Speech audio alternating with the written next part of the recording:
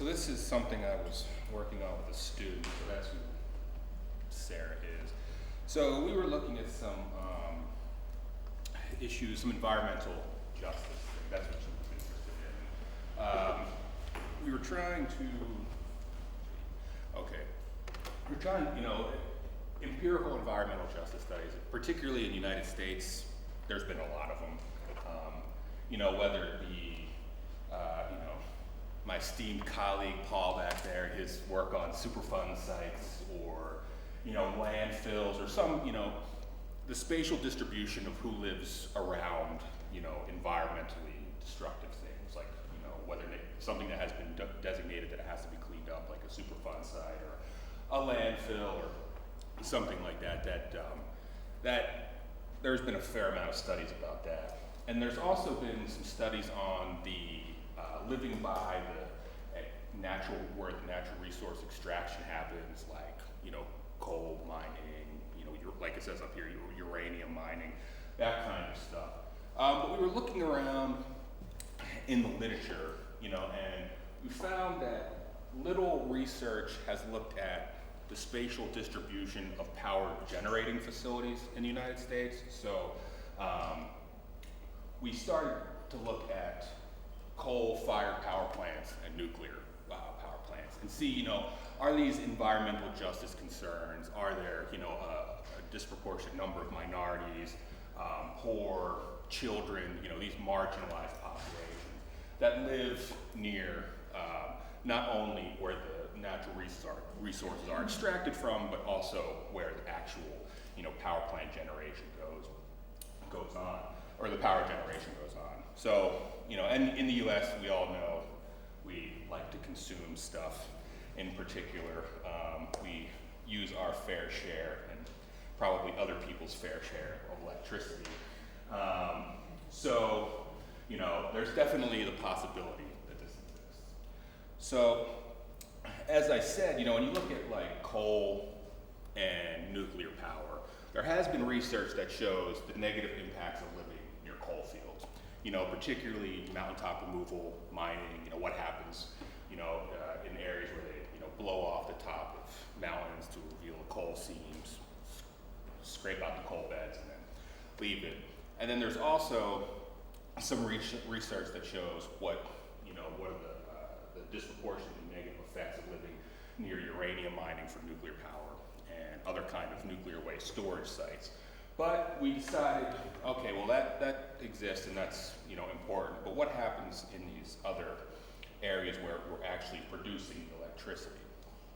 Okay, we basically looked at three questions. Are minority populations more likely to live near coal-fired or nuclear power plants? And we did that compared to each other, coal-fired or nuclear power plant, or compared to a place that has neither.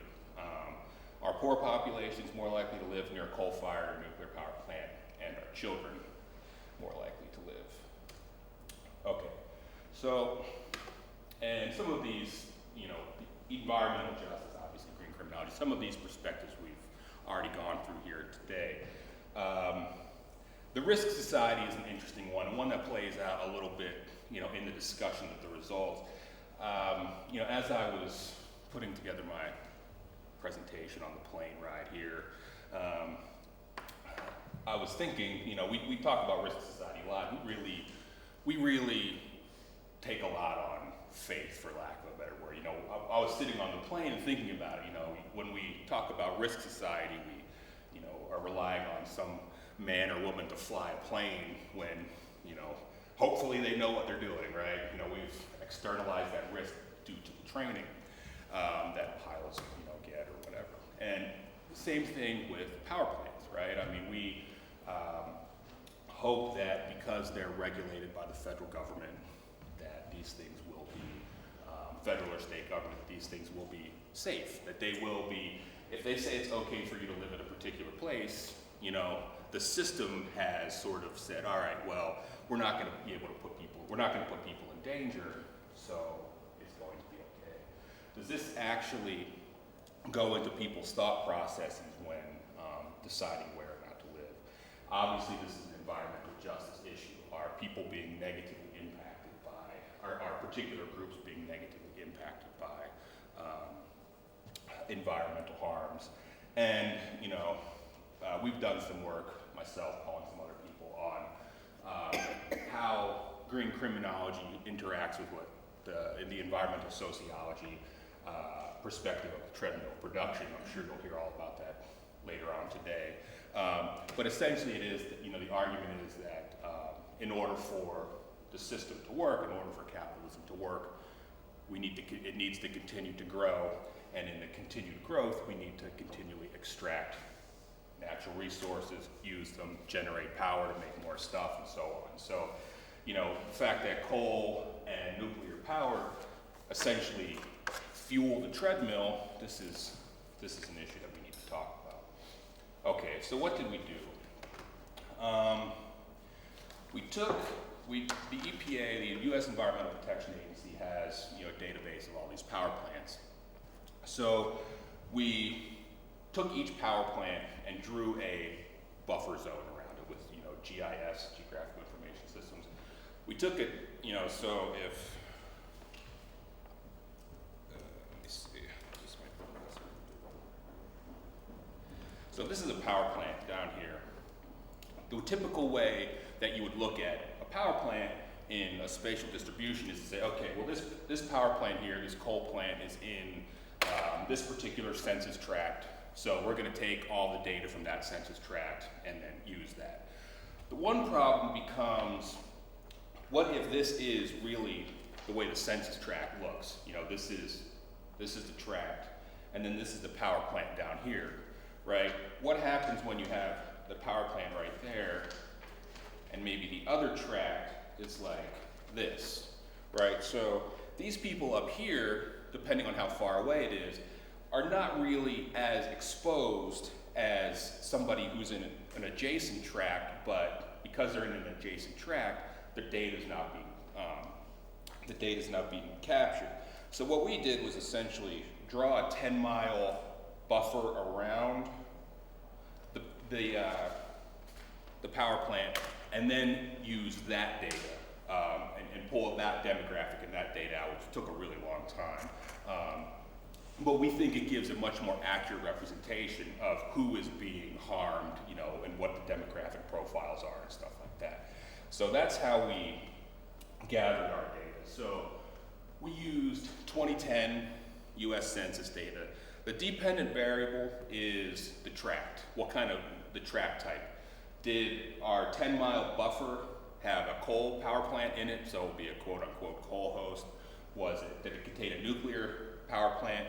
Did it, on the off chance, contain both of them, or did it contain none? So we're trying to predict, what kind of, based on this demographic profile, is there going to be a power plant in there, and if so, what kind? So we looked at some, typical variables. What percentage of the population was minority? What was the median household income? What was the percentage of people who lived below the poverty line? The percentage of children. So those three looked at the three main research questions, with these two here, the median household income and poverty, looking at the social class question together, and then the control variables, population density. Percent employed in the utility sector is something you see sometimes in these studies, which is used to control for the fact that there might be people, there's going to be people who live by the power plant who work there. So, you need to take that into account, particularly in the nuclear sector, because there's going to be some, arguably some highly qualified people there, which sort of goes against the environmental justice argument. Education measured with percentage of the population who has a bachelor's degree, and then region of the US. Okay, so here is a map of all the coal power plants in the US, and you can see there where you would expect them to be in a lot of the coal-rich regions like Pennsylvania, Kentucky, and so forth. And I know it's kind of hard to tell, but the green dot is the power plant, and then you see some concentric circles around it, sort of emanating from the center. What we did actually do is we drew the 10-mile buffer zones, but we also did one at 20 miles and then at 30 miles out to sort of see what the change is. I'm just gonna present the 10-mile results today. One, because of time, but two, because they found a lot more interesting stuff than the others. But some of the literature does say, you need to go out as far as like a 30-mile, radius from the center. So that's what we did. But we didn't find nearly as dramatic results when we did that. And then here are the nuclear power plants, again with the buffers. You can see a lot fewer nuclear power plants. We don't have that many in the US, versus a country like France who has, tons of nuclear power. Okay, so I didn't realize we were gonna have this super awesome setup in here with the 4 TVs and everything. So I thought it was gonna be very difficult to see the tables and stuff. So I've got one table here, but the other ones I didn't put on my slides because I thought you weren't going to be able to read them. So I don't know if you could maybe just circulate these around real quick. So these are just the descriptives, what the variables are, where they came from, what we measure them with. And then, which will be on your tables. I might need one of those actually. Thanks. Okay, so if we look at table 2, what we have here are multinomial logistic regression equations. And for those of you who aren't familiar with it, basically what we're doing is we're modeling the likelihood of having a county with that particular type of power plant compared to one of the other categories. So right here in table 2, the base category of the dependent variable is non-host. So we're comparing the findings to, we've got a coal county or a coal tract compared to a non-host tract, a nuclear tract compared to a non-host tract, and a both host where there happens to be both types of power plants compared to the non-host. So that's what table 2 is, and then I've got a summary slide which I'll bring up in a second. And then table 3 is, the big comparisons that I wanted to make were in table 2, everything compared to a tract that has nothing, But then I also really wanted to compare nuclear tracts versus coal tracts to see if there's a difference between, who's living in what. So that's what model 2 does. Just really the only important column there, or 2 columns, are under nuclear host. So that's comparing living in a nuclear host tract versus living in a coal host tract, okay? So I'm just gonna sum up the results here because I've got them on the slides. So coal host versus non-host, so this would be the first 2 columns in page 2. You see a lot of the traditional EJ relationships that you would expect.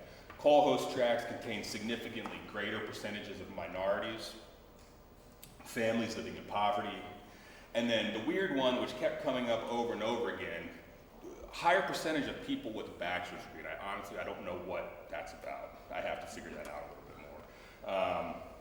But you've got minorities, poverty, higher population density, and more people employed in the utility sector. And they have lower median income, and actually the children hypothesis is not supported, okay?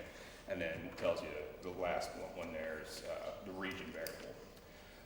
So if we look at nuclear and non-host tracts, nuclear host tracts contain lower rates of poverty and population density, so the environmental justice hypotheses are not really supported here. And then some region stuff. And then coal, which would be table 3, coal versus nuclear, table 3, the first 2 columns. You've got coal hosts containing significantly greater percentages of minorities, families living in poverty, that weird education thing again, and then density. And then coal host tracts also have lower median income. So basically, you have support for the environmental justice argument with coal host power where you have higher percentages of minorities, lower median income, and higher percentage of families living in poverty, with coal compared to no power plants and coal compared to nuclear power plants. And the children hypothesis was not necessarily supported. So what does this really tell us? Obviously, there's environmental justice concerns, which probably is not surprising. We find these patterns over and over again where there are some sort of environmental harms, right? Now, the question, that is interesting is why does it not happen with nuclear power plants? You have the traditional or the sort of expected relationships with coal power plants. So you've got the marginalized communities located in that. But you don't necessarily have that with nuclear power. And one of the questions, or one of the potential arguments, I think, is there less perceived risk? You live by a nuclear power plant, and you're not getting necessarily the pollution on a daily basis. You're not smelling the coal, the noxious gases coming out. Nuclear power is pretty quote unquote clean in that you don't have some of those things going on where you just have some water vapor from the cooling evaporating. And you just have the occasional catastrophic event, right, where you have Fukushima or Chernobyl or something like that. But do people really base their decisions on that stuff? Our argument is that probably the fact that it's cleaner, people don't see it as big of a problem, might contribute to why there are fewer people living around nuclear power plants. Obviously, this education thing is a little strange. It needs a little bit more investigation. Clearly, this is, I hate to use the word exploratory sometimes because that usually means that you didn't finish whatever it was you were doing, or you're just putting your findings. Well, these might be what I found, but I just explored stuff. So if I'm wrong, don't criticize me for it. Clearly, we can't talk about causality here because right now on our first models are only based on 2010 data. So you can use theory to pose at which comes first, but in reality, there's a big argument, right, in environmental justice literature. Does the siting of the facility happen first, and then people move there because of the lower property values, or did they move there? Did they put the facility there, and then after there was already people there? So clearly, we can't address this question with this data. We're in the process of doing it by gathering data from like the 80s and 90s and stuff, so we can talk about is indeed this situation where the facilities are locating themselves in poor and minority neighborhoods. So I think I'm out of time, so I will stop.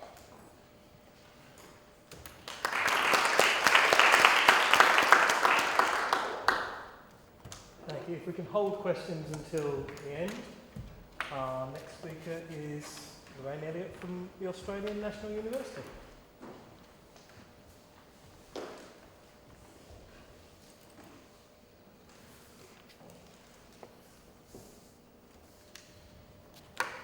Thank you. Thank you to Tanya for the opportunity to be here. I have to confess, I've only actually just come up the road from Sheffield, in fact, rather than all the way from halfway across the world. I'm trying to actually sort of manage my carbon footprint just a teensy-weensy bit. I'm really tempted to say, actually, this is exploratory. Sorry. But what I want to talk about is perhaps some preliminary outcomes of some research that I'm doing as part of the Transnational Environmental Crime Project that's funded by the Australian Research Council and our Federal Environment Department. It's based in my Department of International Relations at the ANU. Julie Ayling, my colleague who's sitting over there from the Regulatory Institutions Network, is also part of the team.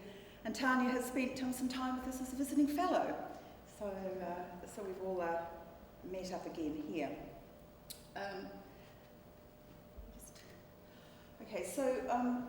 the black market in ozone depleting substances, and I'm talking about this in a transnational sense, is actually a consequence of international agreement on targets to reduce and manage and phase out the production and consumption of such chemicals. And I was interested, this sort of seems to echo some of the things that are happening, say, with the Basel Convention, for example. The Montreal Protocol itself, which is the key multilateral environmental agreement, says nothing about illegal trade. It does talk about unauthorised trade, but that's different. And it's generally accepted that they were completely unprepared for the fact that the protocol itself might generate such trade, and in fact, even in the sort of the early years of the protocol, they really didn't get to grips with these kinds of issues as well. In theory, that illegal trade is going to be time-bound because it should come to a natural end when the production and consumption of ODS is phased out under international law through the development and adoption of substitute chemicals, and as existing ODS using equipment effectively comes to the end of its natural life. So in theory, that's what should happen. In practice, there's been a very, very active black market in ozone-depleting substances, at least since the mid-1990s, starting particularly in North America and Europe, and then, as we'll see, sort of spreading much more globally. So what I want to do really in this presentation is just give a very brief, with time constraints, just a very, very brief snapshot of this research that examines black markets as criminal networks. And ODS is just one of the sectors that I'm looking at. It's a book I'm writing at the moment. The other two will be wildlife smuggling and timber trafficking. So this is, I started with the ODS chapter because I thought that would be the easiest of the three. The work draws on criminology and sort of economic sociology and public policy to understand the smuggling networks that sustain criminal and illegal endeavour in this particular area. And I'm interested then in trying to understand those networks, not just as criminal networks, but as the way they actually facilitate markets and illegal trade. So looking at them in two ways really. First is logistic trails, that is, how does the trade happen, who touches it and why, and how. But then this concept of entrepreneurial structures, and I can just say something about that in a second. So the approach to networks that I've been taking in this book that I'm working on is relational, transactional and organisational. And that's kind of my summary of chapter 2, so that's about all you can get on that, I'm afraid. But rather than focusing on the transaction itself as the unit of analysis, which is kind of that enterprise model, or the compilation of entities that are connected through social relations, which is the social network analysis model, I'm bringing the two together to explore structure as a key element. So networks, drawing a little bit on something that Nick Passos has said, networks constitute what he calls entrepreneurial structures through which criminal acts are carried out. And in this case, the criminal act is the trade in illegally sourced or produced or extracted environmental commodities. So the black market in ozone-depleting substances, already said, it's connected with the Montreal Protocol itself, which starts to provide the structure for defining at a domestic level what is illegal and what is not. It's driven by price differentials between ozone-depleting substitutes and original chemicals, particularly CFCs in the early days. And that's encouraged rather than dampened demand, that is, people want cheap chemicals. By profit differentials, some of the research suggests that for criminal actors, the return you're going to get on your cost is about, the ratios could be as high as 13 to 1 for ODS, whereas drugs it's about 4 to 1. So actually, if you're looking, if you want to take a purely economic rationalist point of view, you may well actually get a better return by engaging in the black market in ozone-depleting substances, and less chance actually of getting caught, and less chance of massive penalties if you do get caught. And it's also driven by these really complex provisions in the Montreal Protocol and subsequent adjustments and amendments, which means that what's legal in one place is illegal elsewhere. So you have these differential phase-outs, whereby the so-called Article 5 countries, the developing countries, effectively had 10 years longer to phase out, or to freeze and then phase out ODS, so that production and consumption for domestic purposes was illegal in the United States from 1996. But Mexico adjacent, it was still legal to produce and consume. So you can see already you're creating an opportunity for some illegal cross-border trade. Not all ODS are vulnerable to international trade. It tends to have been chlorofluorocarbons, hydrochlorofluorocarbons, and halons. Things like methylchloroform and carbon tetrachloride have very, very specific end uses. And so there's not, and also a very small number of end users. So there's not a big trade. Something like methyl bromide is actually quite toxic, and so you need to be a specialist basically to handle it. So again, not a big black market there. The trade initially focused in the 1990s on chlorofluorocarbons, particularly CFC12, sometimes called Freon, which is a DuPont tape. Freon becomes actually this catch-all sort of trademark for a whole range of ODS, in fact. Primarily developed country markets in North America and in Europe. By about the turn of the century, CFCs are, the market in those parts of the world is increasingly shrinking, so the market sort of tends to move now towards other industrialised countries, particularly Japan. It also moves towards developing countries as they actually